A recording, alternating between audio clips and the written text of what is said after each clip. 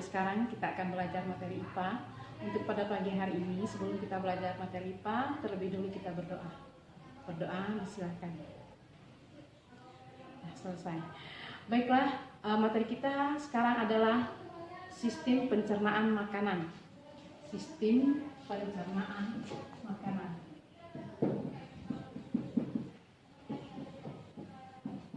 Pencernaan.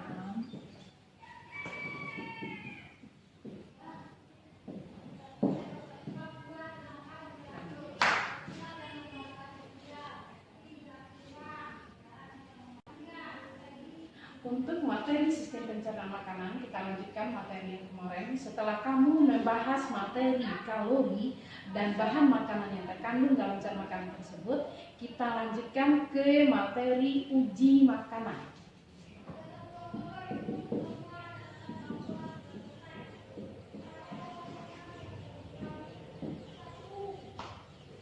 Yang akan kita uji di dalam materi ini, pertama adalah kandungan bahan makanan, yaitu karbohidrat.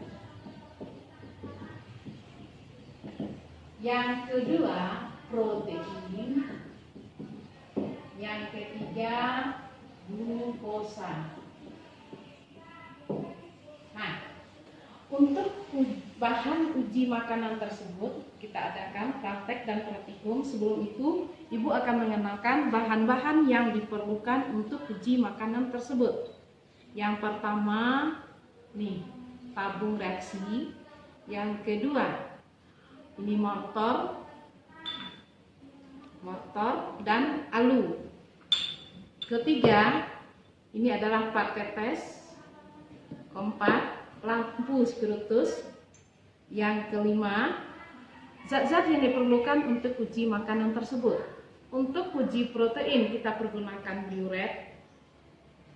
Untuk uji karbohidrat kita pergunakan lugol atau iodium. Sedangkan untuk uji glukosa kita pergunakan pehling A dan pehling B. Oke. Nah, sekarang dipersilakan lihat tayangan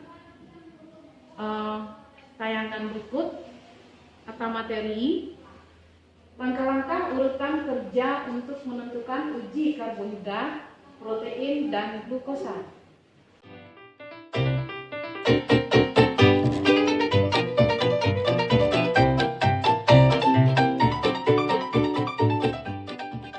Senang bisa berjumpa lagi dengan kalian.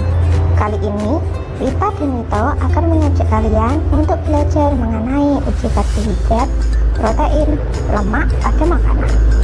Materi ini untuk kalian yang sedang belajar sistem pencernaan, khususnya siswa kelas 8 SMP atau MTS.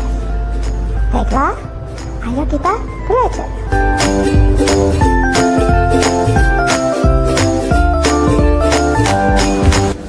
Tahukah kamu, tubuh memerlukan karbohidrat, protein, dan lemak untuk melakukan aktivitas sehari-hari. Zat-zat itu diperoleh dari makanan dan minuman yang kita konsumsi setiap hari.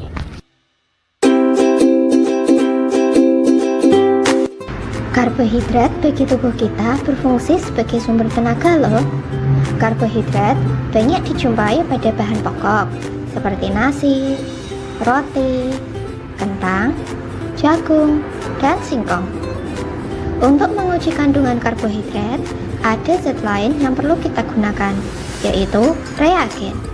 Reagen inilah yang membantu terjadinya reaksi kimia sehingga kita dapat mengetahui kandungan suatu bahan.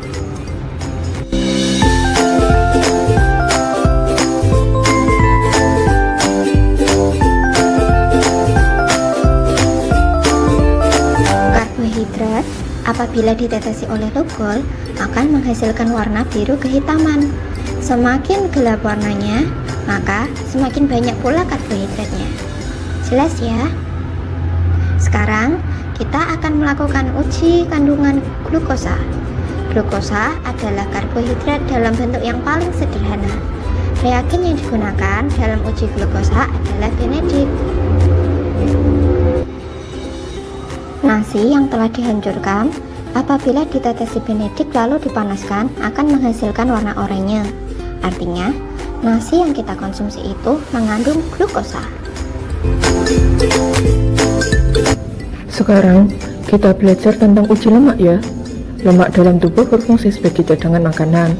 Uji lemak itu tidak menggunakan cairan reagen, tapi menggunakan kertas buram. Bahan makanan yang mengandung lemak, apabila dioleskan pada kertas buram, akan membuat kertas buram itu menjadi transparan.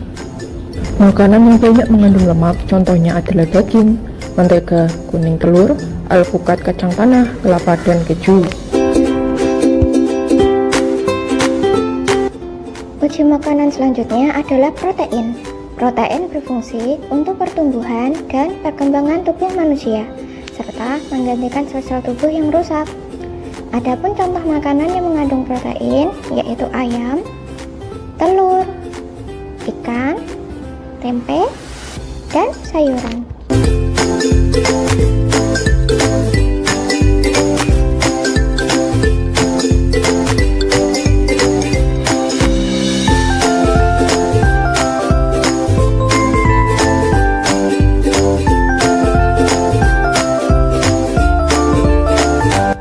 Apabila suatu bahan makanan yang ditetesi dengan biuret menghasilkan warna ungu, maka bahan makanan itu adalah makanan yang mengandung protein. Contohnya adalah pada putih telur. Putih telur yang ditetesi biuret menghasilkan warna ungu. Ini menunjukkan bahwa putih telur mengandung protein.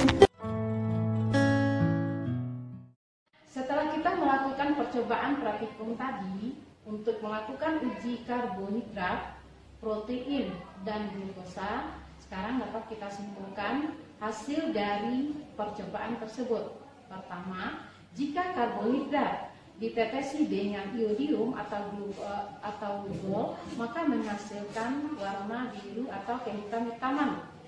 Kedua, jika protein kita tetesi dengan biuret akan menghasilkan warna ungu.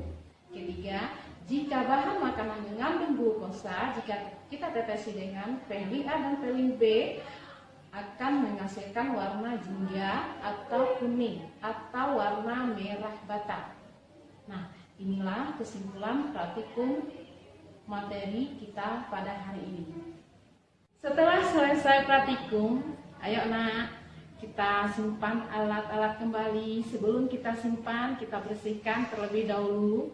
Kita rapikan kelas, dan setelah itu kita bersihkan diri kita. Jangan lupa cuci tangan, jaga kesehatan. Dan sekian, kita sudahi. Assalamualaikum warahmatullahi wabarakatuh.